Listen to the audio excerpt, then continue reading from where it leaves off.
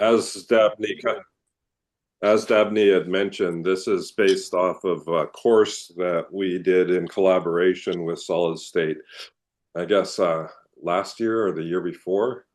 And it was just exploring the political economy of colonization and decolonization in the North with a little bit of a focus and partnership with Solid State in the kind of nuts and bolts of building cooperatives. Just because as an alternative to capitalist exploitation, but also knowing that there's a long history of cooperative movements in the North. So I'm just going to kind of rehash some of this stuff for you here today. So my talk draws off of work that I've been doing off and on since the publication of my first book, Red Skin, White Masks, way back in 2014. In that book, I set out to make sense of the ways that colonization as a structure of dispossession continues in a largely different form than it has in a not so distant past. Prior to this shift, the theft of our lands and the undermining of our bodily and collective sovereignty occurred through explicit acts of state and corporate power. Rights to govern ourselves and what happens to our lands were routinely violated with impunity. Using the work of Karl Marx and Frantz Fanon in conversation with Indigenous theorists and practitioners, I argued that a historical shift has occurred, and in doing so, has inaugurated a new form of colonial dispossession, one that is carried out through the constraint of our rights entirely, or instead of entirely against them. Sorry. So today I want to situate my discussion of the political economy of Dene self-determination and solidarity alongside the recent investigative report by the CBC into the vast network of police surveillance of Red Power activists and organizations through what I've termed the long 70s. So from roughly 1967 to 1982. A couple of months ago, sorry, a couple of months ago, I was contacted by the CBC for an interview about this surveillance. I said, of course, I would be happy to, but I would need to see the source materials. In conducting interview research for my new book on the global dimensions of Red Power activism in Canada, I found that there was always rumors circulating that organizers were being spied on by the cops, especially up north. There are many such stories of undercover cops stationed outside of the offices of the Indian Brotherhood of the Northwest Territories, airport police harassing leaders as they traveled south to fundraise and seek political support and alliances, even tales of zealous Mounties inviting young Dene organizers over for dinner and drinks only to drop a copy of the Communist Manifesto on the table and eagerly gauge their response. The files, obtained by CBC after a 4-year legal battle, confirmed all of these rumors and then some. When CBC investigative reporter Chantel Bell-Richard forwarded me all the IBNWT, Indian Brotherhood of Northwest Territories files, I was taken aback by the sheer number of them. Almost 2,000 pages of material spanning from 74 to 78 on the Dene alone.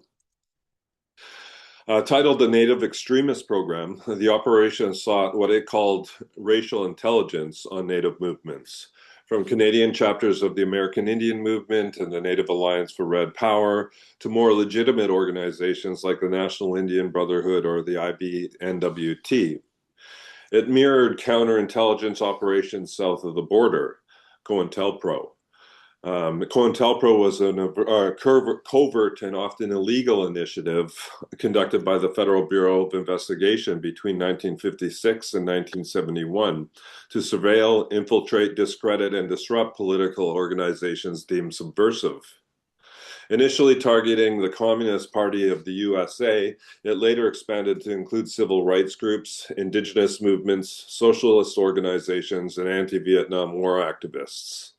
Prominent figures such as Martin Luther King and organizations like the Black Panther and the American Indian Movement were subjected to extensive monitoring and harassment, including the use of paid informants.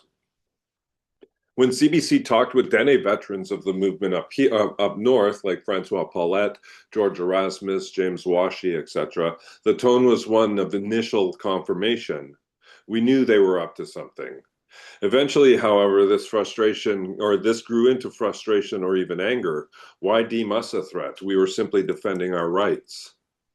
I claim that in order to understand the perceived threat of the Dene nation to the Canadian status quo throughout the 1970s, it's instructive to analyze the political economy of settler colonization in the North, as well as Dene resistance to it, including our efforts at drawing alliances. This isn't to necessarily challenge the views of folks like Paulette, Erasmus, and Washi, nor is it to justify the extremely invasive and racist use of police surveillance of Dene activists at the time. It is to suggest, however, that we were indeed a threat to the colonial order of things. If one, settler colonialism is a particular form of domination where power, in our case, interrelated material and non-material forms of economic, gendered, racial, and state power has been structured into a relatively secure set of unequal social relations that function to dispossess of our lands and self-determining capacity. And two, that dispossession in turn provides the foundation of state formation, settlement, and capitalist development. Then three, our resistance to both colonial state jurisdiction, founded on the white supremacist myth of terra nullius, combined with our efforts to restore a non-capitalist bush economy as an alternative to an accelerated increase in the exploitation of the land and our labor, then yes, we were indeed a threat and a good one. For today's lecture, then, I want to revisit some of the important political work undertaken by the Indian Brotherhood of the Northwest Territories in the 1970s, but this time through a global lens, because this is what was focused on in a lot of the surveillance material, our relationships with others. I hope to show that this period of intense Dene activism in the North drew profound inspirations from the traveling theories of decolonizations in the Third World, with certain Maoist concepts like self-reliance having particular salience. In other words, like many radicalized communities of color during the period, the Dene molded and adapted the insights we gleaned from these struggles abroad, articulated with our own traditions of travel and exchange, and in doing so formed our own critique of racial capitalism and internal colonialism at home. So to start, the 1950s and 60s witnessed profound changes in the political and economic landscape of Denendeh, all of which would come to shape the character of Dene activism in the years to follow. It was during this period that many Dene found ourselves having to increase our involvement in the wage economy of the emerging settler society due to an increase in the cost of trade goods and a decrease in the price of furs following World War II. As a result, by the 1950s, many Dene families had to supplement their income derived from hunting, trapping, and fishing with a combination of wage labor, welfare, and family allowance.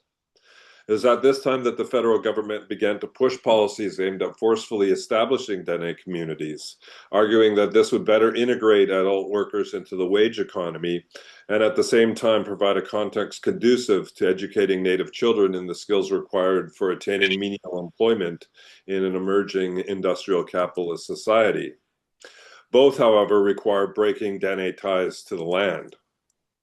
Even with this being the case, by the late 1960s, the full effects of this colonial policy had yet to take hold, and a delicate articulation was struck between a way of life sustained by traditional land-based harvesting activities on the one hand, and income generated from state transfers and seasonal paid employment on the other.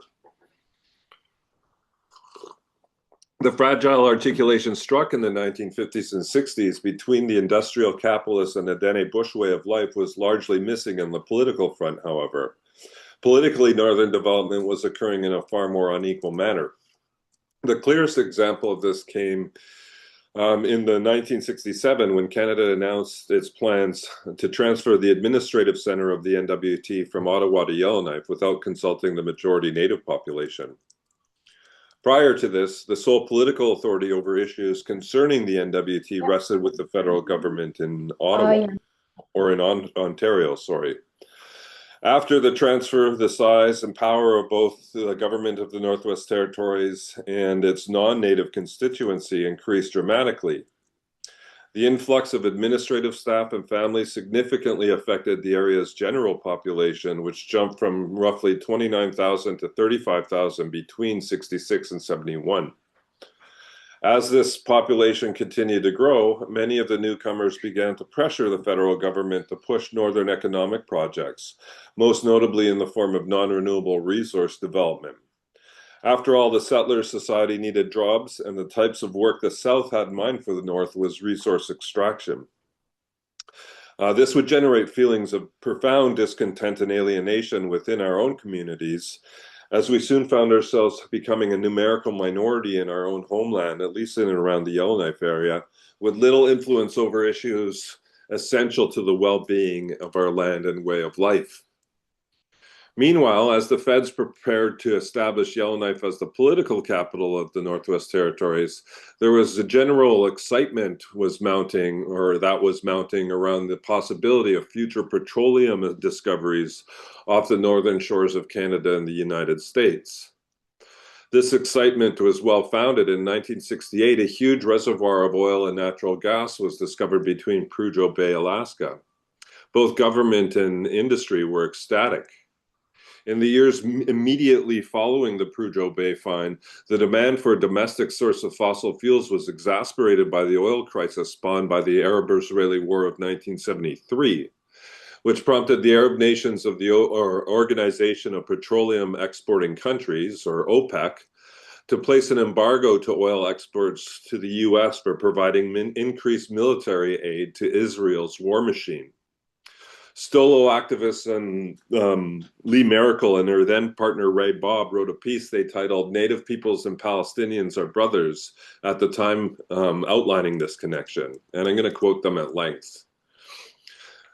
The ripening of contradictions and the growth of the struggle in the Middle East, the main source of oil for imperialism, brought about an energy crisis in the imperialist nations.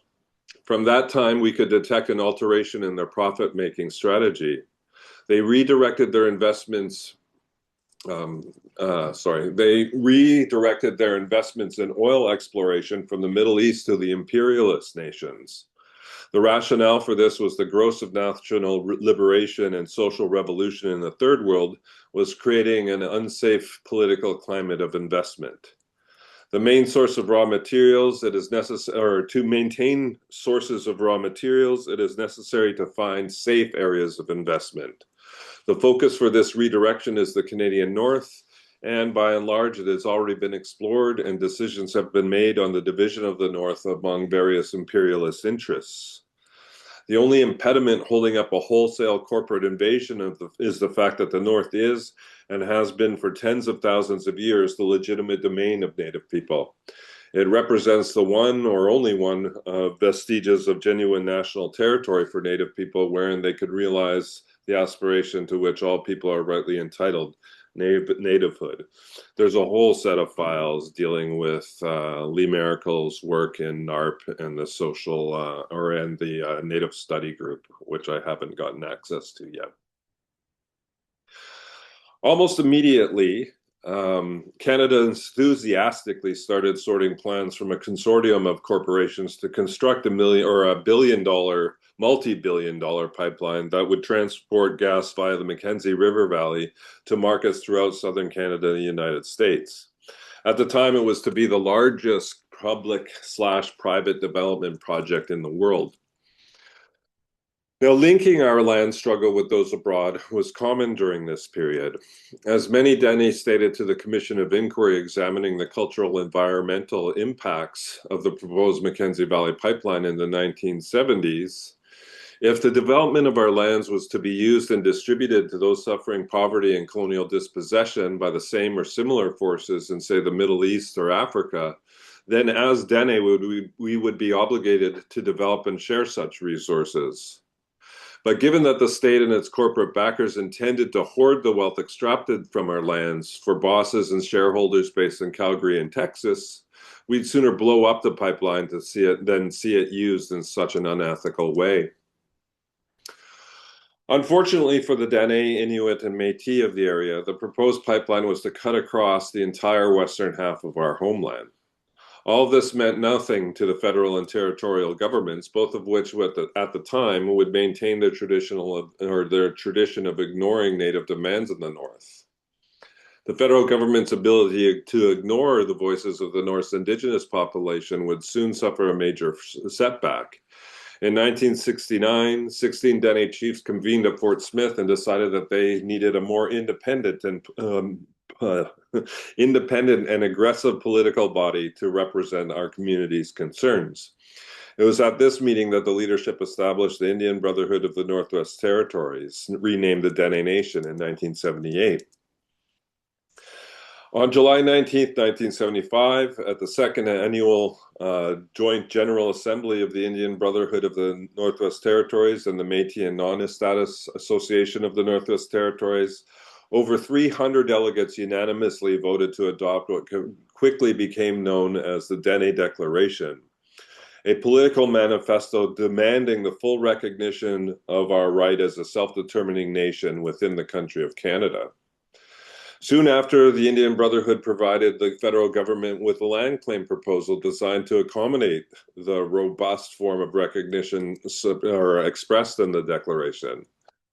The proposal was titled Agreement in Principle between the Dene Nation and Her Majesty the Queen in Right of Canada, and it called upon the federal government to negotiate with the Dene Nation in accordance with a very expansive list of principles, including the right of recognition of a Dene right to self-determination, the right to retain ownership of a significant portion of our traditional territories, the right to exercise political jurisdiction over the territories in question, and the right to practice and preserve our languages, culture, traditions, and values.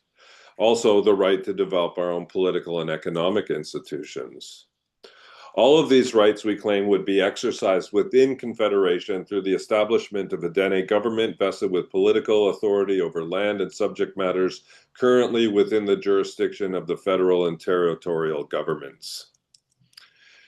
The 1976 Agreement in Principle outlined in broad terms the foundation for building a renewed relationship with the state that would secure a degree of Indigenous political and economic autonomy unprecedented in the history of land claim settlements in Canada, up until including today.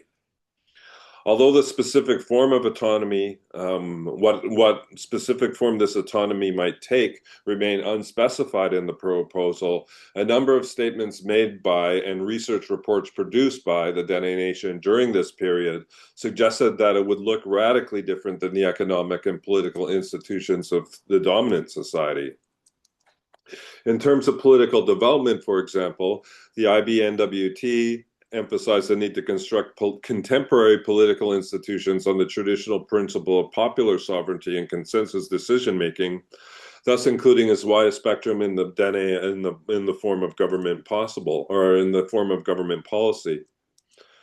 The commitment to the construction of alternative governance forms cashed out politically in 1976, when the IBNWT announced that it would officially boycott participating in the territorial government, arguing that it was a colonial institutions that did not represent the perspectives of the Dene people, and that this was reflected in the style and structure of the state itself. This boycott lasted until 1975, which all these surveillance activities really didn't like. The Dene Declaration, together with the proposed agreement in principle, invoked a range of responses. On the one hand, our communities were greeted with an unprecedented display of support by progressive political organizations from across the country. These included the Canadian Labor Congress, the Oil, Chemical, and Atomic Workers International Union, Oxfam Canada, the United Steelworkers of America, and the New Democratic Party's Waffle Movement, the Alberta Free South Africa Committee, and the Toronto Committee for the Liberation of Portugal's African colonies, to name only a few. This support was largely due to the solidarity outreach of the Dene Nation field workers like Gina Blondin and Phoebe Nahani, and their engagements in the South, making sure our struggles at home were connected with the network of support work happening with Third World solidarity efforts abroad. At the same time, however, there were several institutions that were openly hostile to the transformative message underlying our claim. Then Minister of Indian Affairs Judd Buchanan, for instance, dismissed the Dene Declaration as gobbledygook that a grade 10 student could have written in 15 minutes. Respected Cree political leader Harold Cardinal condemned the declaration as an intrusion of left-wing thinking that is perhaps much closer to the academic community in Toronto than it is to the Dene. And the government of the Northwest Territories added to this slander by suggesting that the Indian Brotherhood be renamed the Radical Left. And at one point, there were even rumors circulating across the North that some of our community members were being trained in tactics of guerrilla warfare, and that the Royal Canadian Mounted Police had employed undercover officers to infiltrate the Brotherhood. And as it turns out, the latter was indeed true. Here's a representative press clipping of the day expressing the general sentiment of the time. The Indian Brotherhood of the Northwest Territories is circulating for discussion purposes only a draft plan of action for a war of liberation. The purpose is to establish special nation status at this stage, at least within the Canadian Constitution. The document is a draft manifesto based on the communist revolutionary philosophy of Mao Zedong and the experience of revolutionary movements in countries such as Tanzania. The manifesto stops short of saying that force and violence should be used to change the government in the North, to stop pipelines and establish the separate status of the Dene. However, the experience of most, if not all, revolutionary movements, whether in Tanzania, Cuba, Northern Ireland, or elsewhere, has been that violence in the form of murder and throwing bombs becomes acceptable as peaceful attempts to overthrow the present political system are frustrated. This general assumption extended to the writing of the Declaration itself, which at the time was believed by the Cops and many non-natives to be drafted by one of Dene Nation's white consultants, Peter Puxley, based on his adaptation of the 1969 Arusha Declaration. The thrust of the argument, again, here being that these cross-fertilizations could not have been grounded on Dene values and interests, but had to come from the ideological influence of our white consultants. Dene activist Gina Blondin strikes at the core of such claims when she writes in an op-ed to the Calgary Herald, quote, to someone with a frame of mind like this, all Aboriginal peoples are less than human and easily controlled by expert advisors. Such a position is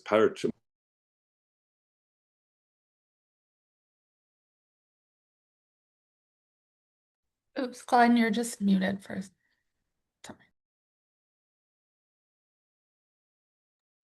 Sorry. Gina Blondin responded to the idea that we couldn't come up with these ideas on our own in a response to, or in an op-ed to the Calgary Herald, where she said that to someone within a frame of mind like this, all Aboriginal peoples are less than human and easily controlled by expert advisors. Such a position is paternalistic, racist, inhumane, and completely without basis. But what about rumors insisting that the Dene Declaration was inspired at least by Tanzania's Arusha Declaration? This claim has more merit, and I suspect that the influence on Tanzania came not from the Brotherhood's white consultants, but through the Dene Nation's relationship with Sepekmuk leader George Manuel. Manuel's foundational Fourth World, an Indian reality, lays out the political and cultural foundation of Indigenous resistance to colonial domination over the last 4 centuries. He argues that colonization set in motion a struggle between the colonizer and Indigenous peoples propelled by 2 incommensurable, quote, ideas of land. Land as a commodity, as something that can be, quote, speculated, bought, sold, mortgaged, claimed by one state, surrendered, or counterclaimed by another, and land as a relationship. The land is our Mother Earth. Indigenous peoples struggle to defend the latter against the violent globalization of the former is at its core the struggle of what Manuel calls the Fourth World. Politically, the Fourth World developed and deepened through Manuel's extensive international travel and solidarity work, of which a 1971 trip to Tanzania was particularly important. Tanzania and the Third World would not have likely had the impact it did on Manuel, though, if it weren't for the influence of his National Indian Brotherhood colleague and close comrade, Blackfoot scholar activist Maurice Smallface Marule, who figures a lot in these documents as well. A member of the blood tribe of the Blackfoot Confederacy, Smallface Marule was one of the first Indigenous women to earn a bachelor degree in sociology and anthropology from the University of Alberta in 1966, and was one of the first Indigenous women to travel to Africa with the Canadian University Service Overseas, or CUSO, a Canadian-based nonprofit development organization established in 1961 to work internationally with local communities to fight poverty and other social inequities. Smallface Marule was stationed as a volunteer in community development and adult literacy in Zambia, where she served in this capacity from 1966 to 70, returning to Canada to work with Manuel as his executive assistant in the NIB. While in Zambia, she met her partner, Jacob Marule, who at the time was an exiled member of South Africa's National Congress and deeply immersed and influenced by the non-aligned movement of the day, which at the time had a strong intellectual and activist presence in Zambia's capital of Lusaka. Smallface Marule's connections with Tanzanian diplomats in Ottawa allowed her to arrange an opportunity for Manuel to travel to Tanzania as part of a delegation of Canadian diplomats invited to attend the commemoration of Tanzania's 10th year of independence. Jean Chrétien, who was then Minister of Indian Affairs and Northern Development, was originally supposed to lead the small delegation, but had to cancel his participation at the last minute. As a result, Manuel was greeted by local politicians as Canada's lead representative, along with his lawyer, Ron Shackleton. This elite access provided Manuel with an opportunity to gauge one-on-one conversations with key government ministers, including President Julius Nyerere himself, about their respective colonial experiences and what a genuinely post-colonial form of economic, social, and cultural development might look like, one that refused to take its cues from mimicking European models. Tanzania's 1967 Arusha Declaration was built on the twin foundations of socialism and self-reliance, which, as Pre-Alau's work has demonstrated, it culturally adapted and transformed from Mao and the People's Republic of China. The declaration outlined what would be a culturally informed model of socialist political economic development called Ujamaa, or familyhood in Kiswahili, which was to draw off the communal social relations of traditional African societies and building the post-colonial state and economy. While the first years of Tanzanian independence were shaped by economic and social policies inherited from British colonialism, from the Arusha Declaration until 1974, Tanzania had established itself as a veritable epicenter for freedom fighters, non-aligned movement militants, U.S. Black nationalists, Marxist intellectuals, and Pan-Africanists, all enamored with the anti-colonial and socialist political stance offered by Nyerere and Tanzania's single political party, TANU. Socialism and self-reliance, democracy, unity, and peasant empowerment at home, Pan-African and Third World solidarity abroad. Now, characteristic of his leadership and political work generally then, Manuel was a strong supporter of the Dene Nation's land struggle and worked in his capacity of NIB chief to promote our build for self-determination. Indeed, Manuel was supposed to be at the 1975 General Assembly in Fort Simpson, where the Dene Declaration was unanimously voted on, but suffered his first heart attack in Yellowknife and had to return home. Manuel's commitment to our cause was demonstrated most clearly in his pages of the testimony he gave in Yellowknife at the public hearings of the Mackenzie Valley Pipeline inquiry in 1976, where he criticizes the government for its colonial approach to resolving Dene land claims its political support for the rights of corporations and not the Dene, and the importance of assuring Dene people's, quote, economic, political, and cultural self-reliance through a just land settlement. Our links with Tanzania extended beyond just mere fascination. As suggested in an April 14, 1975 correspondence between the Ganawage sub-office of the Indians of Quebec Association, represented at the time by Manuel's son, the late Arthur Manuel, and then Vice President of the Dene Nation, Richard Nyerusu, detailed plans were in the works to send Dene field workers to Tanzania to learn from their experience and development for a period of 2 to 3 months.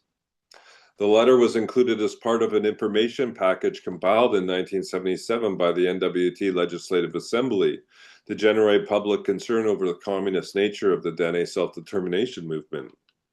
Also included in the package was a list of reading materials that then Dene Community Development Program Director George Erasmus suggested might be useful in, quote, constructing a development philosophy of the Dene Nation.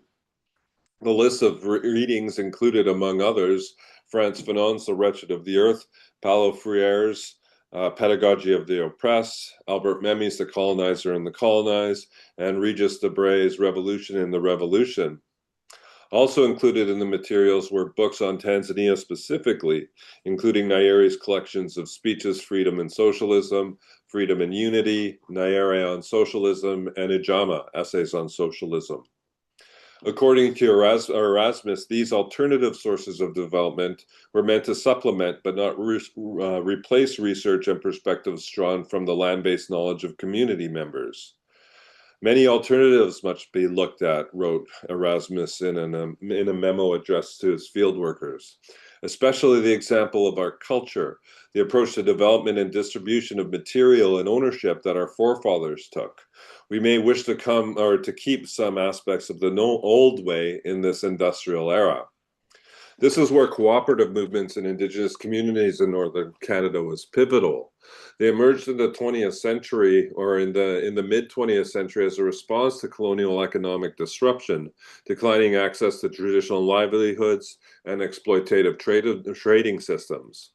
Beginning in the 1950s and 60s, cooperatives were established to give communities collective control over local economies, including retail stores, arts production, fishing, and later broadcasting and tourism. Organizations like the Arctic Cooperatives Limited played a key role in developing locally owned co-ops through training, marketing, and shared services.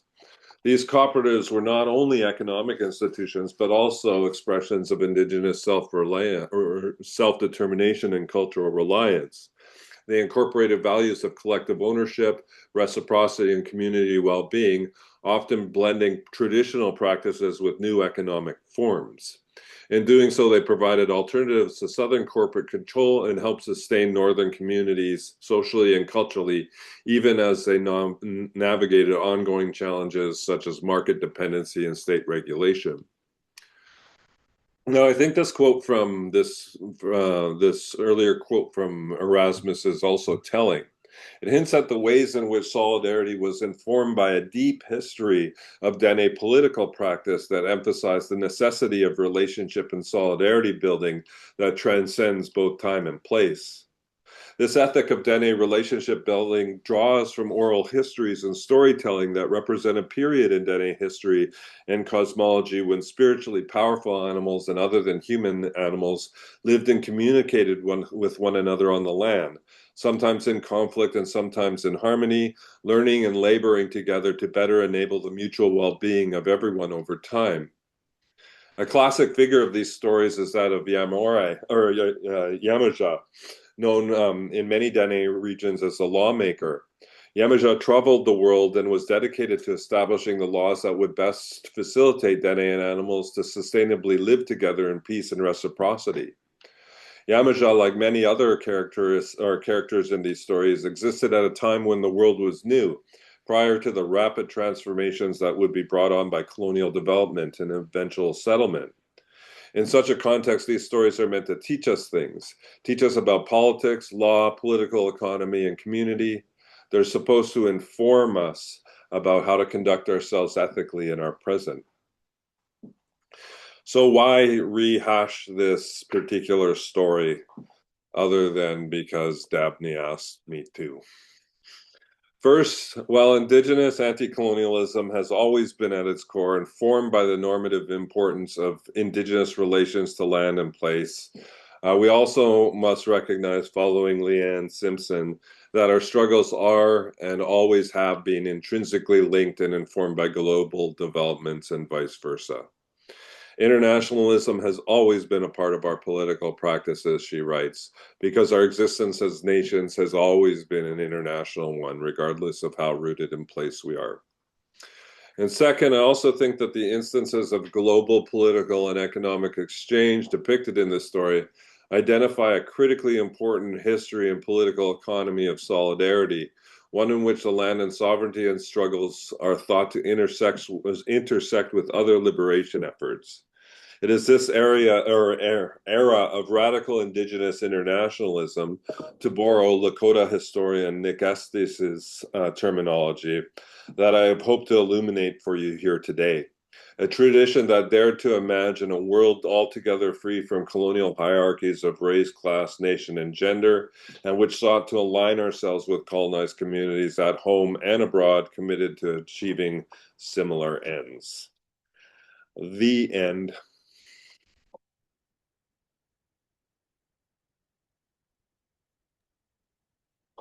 Awesome. Thanks so much. Um, I think now we'll move into some questions from the audience for the next 15 minutes or so. If folks have any questions, feel free to type them in the chat or if you raise your hand or just unmute.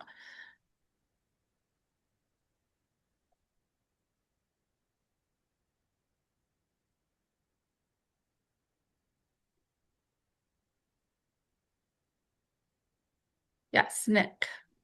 Perfect. Thanks. Hey, Glenn. My name is Nick Gottlieb. I'm a PhD student with Jeff Mann at SFU, who I think you're friends with. I'm wondering, sort of, in light of this history of Indigenous internationalism, and sort of, what looks to me like a sort of disappearance of that in many ways over the last couple of decades, not just among Indigenous movements in North America, but also among settler movements and other labor movements and that kind of thing. What do you think the sort of prospects of rebuilding and internationalism looks like today, especially I think in the wake of, or in the sort of ongoing reality of the genocide in Gaza and the wave of international solidarity that we've seen as a result of that, but without the same sort of like network of connections and efforts to articulate sort of an understanding of the world that situates these as the same struggle rather than just sort of like an ideologically related struggle.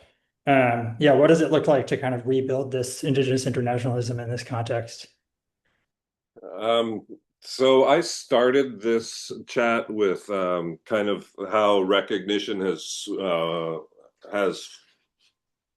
kind of become the dominant mode of colonial governmentality, and one of the effects of that has been a transference of like land understood as a relationship to land understood as enclosed property, commodities, stuff like that. And I think that process itself has actually facilitated the foreclosure of these broader connections which the land once inspired. So, like for instance, like with Dechinta, the kind of political education work that we do with communities on the land, it is attempting to kind of structure those education initiatives around this decommodified understanding of land and practice, which hopefully will build up that solidarity that isn't closed off from one another based on this commodified understanding of land. And although that's like it's only like we can only reach who we can reach, but I think that a lot of the indigenous movements that I think I would want to affirm and get the word out there, whether or not they're like the tiny house warriors involved in in stopping a pipeline or the folks of Wet'suwet'en or whatever. I think they're animated by an ethic that is drawn from an entirely different conception of land that necessitates their connections with others. So it's a matter of holding up and showcasing and supporting those efforts against this more ones that are dictated by a more commodified understanding of place and relationship.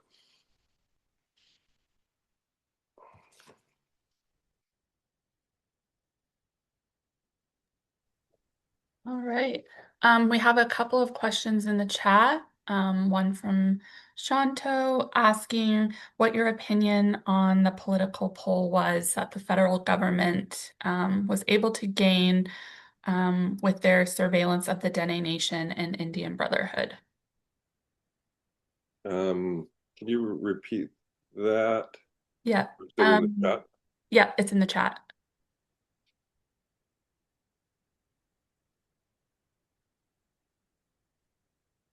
The political pull, I'm uncertain what you mean by that, but I know the effects of it, and the effects are largely what was, their effects were similar to that which happened in the US and the counterintelligence program. So the purpose of these surveillance activities was just to, for one, monitor to get a sense of the inside movements, goals, tactics of the membership of these organizations and activists in general.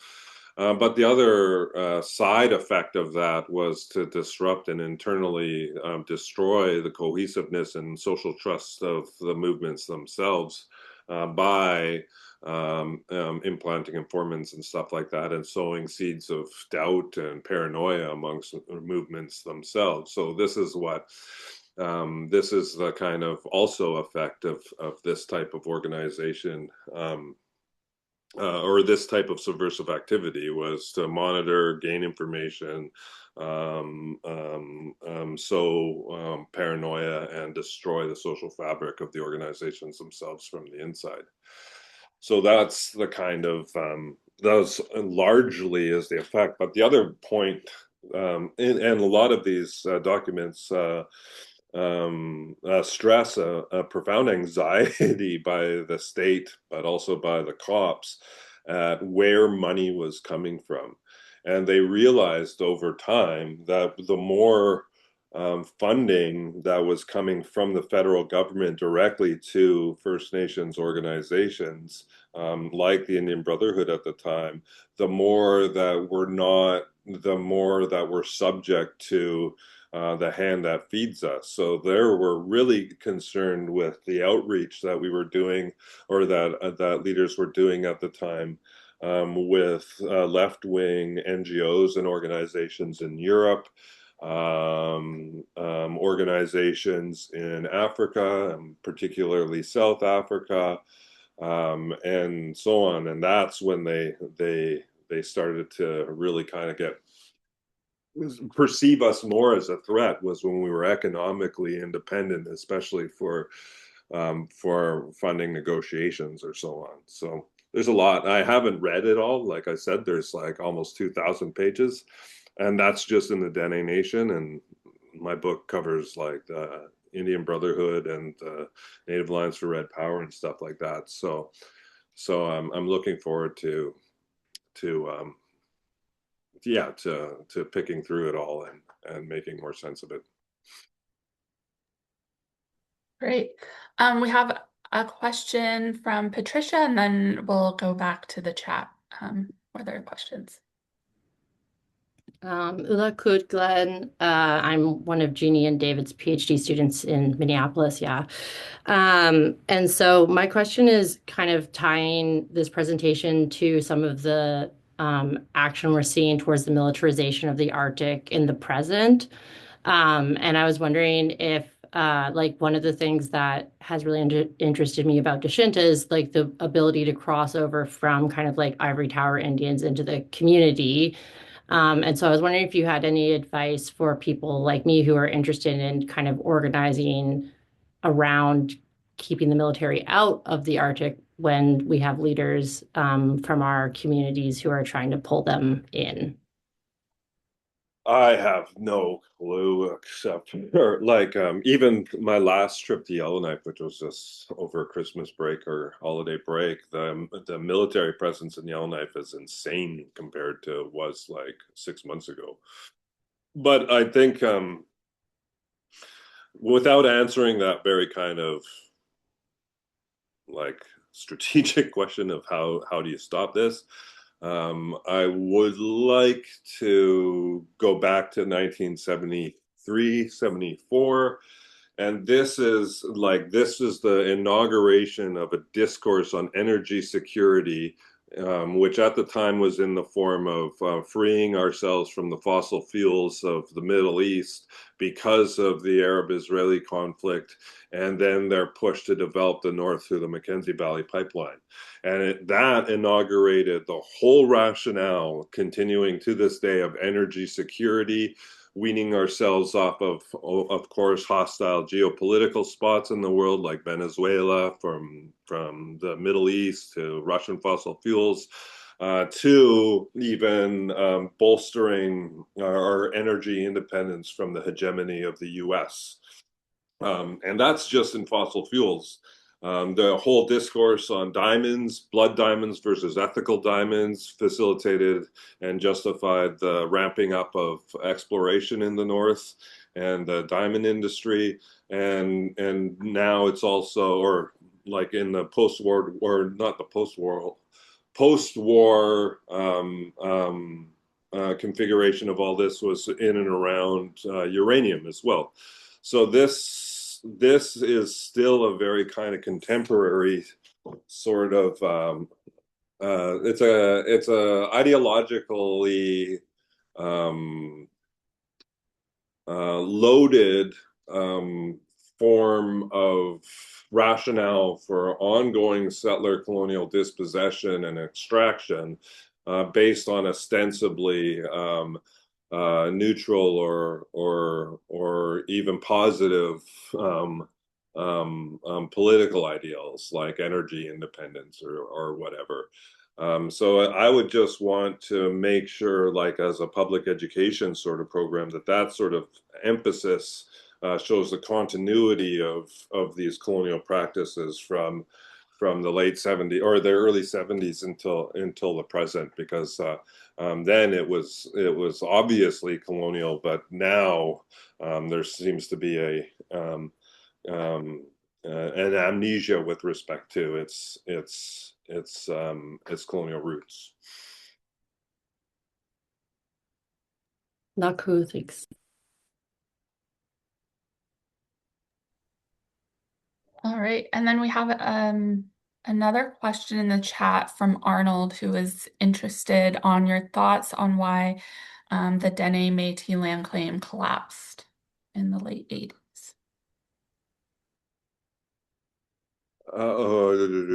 It collapsed in the late 80s. So that was the infamous now meeting in Dene in 1990, in which they rejected the Dene Métis final agreement because it included an extinguishment clause, which is the clause that states we agree to cede, release, and surrender all of our rights and title other than what's in that document.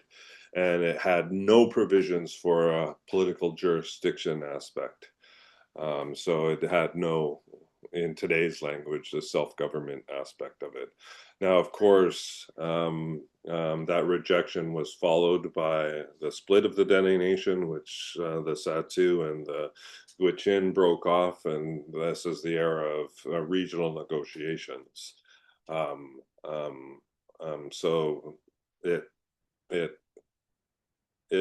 well, there's two views on this, and I think it's probably a combination of both. One is that the Dene Nation was never all that good at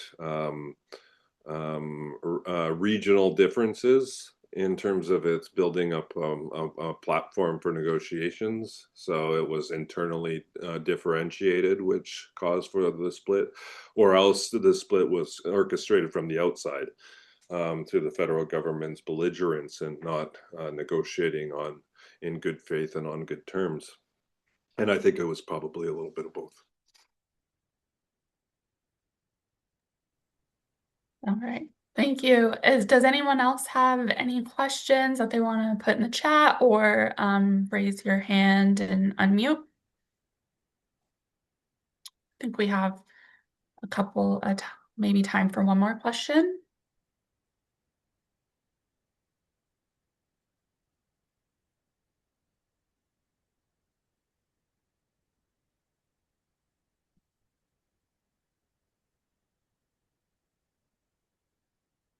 All right. Well, maybe.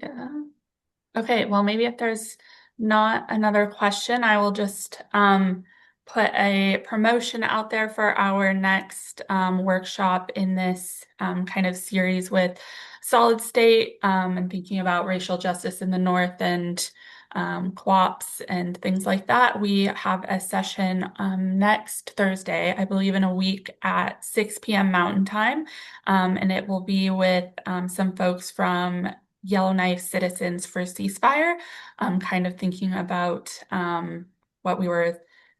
everyone was just talking about kind of internationalism and solidarity movements and in the North. So we'll have some folks from Yellowknife Citizens from Ceasefire just talking about Northern solidarity with Palestine, as well as with Dene folks in Yellowknife. So please be sure to join that. If you're interested, you can find the registration at dechinta.ca/events. I'll put that in the chat. All right. Well, thanks, Dabney, and thank you for everybody for coming. Must show, and I hope you have a good rest of your day. Merci.